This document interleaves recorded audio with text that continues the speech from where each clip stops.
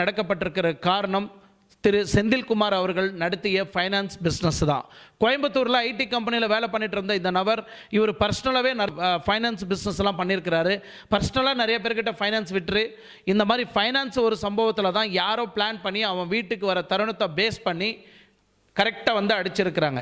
இந்த சம்பவத்தை நான் பார்த்த விஷயம் வரைக்கும் நான் போய் நாள் அங்கே போய் எல்லாம் இன்வெஸ்டிகேஷன் பண்ணி அந்த இடத்தெல்லாம் நான் வந்து க்ரைம் சீனெல்லாம் வீடியோ பண்ணியிருந்தேன். அதை நீங்கள் ஆல்ரெடி பார்த்துருப்பீங்க.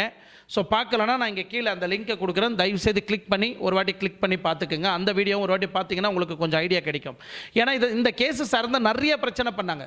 பாலாஜின்னு ஒருத்தரை வந்து அவரை அரெஸ்ட் பண்ணி அவங்க வீட்டு வேலைக்காரனை அரெஸ்ட் பண்ணி அவனை ஜெயிலுக்குள்ளே போட்டு அடின்னு அடித்து துவம்சம் பண்ணி இந்த கேஸ் எப்படியாவது ஒத்துக்கோ நீ தானே இந்த கொலை பண்ண அப்படின்னு சொல்லி அவன் வெளியே வந்து மறுபடியும் கலெக்டர்கிட்ட போயிட்டு கலெக்டர்கிட்ட மனு கொடுத்து இந்த மாதிரி நான் எந்த தப்பு பண்ணல என்ன இந்த மாதிரி சித்திரவதை பண்ணுறாங்க அப்படின்னு போலீஸ் மேலேயே கேஸை திருப்பினாங்க. மறுபடியும் அவரை ரிலீஸ் பண்ணி அவரை விட்டுட்டாங்க. இந்த மாதிரி எல்லா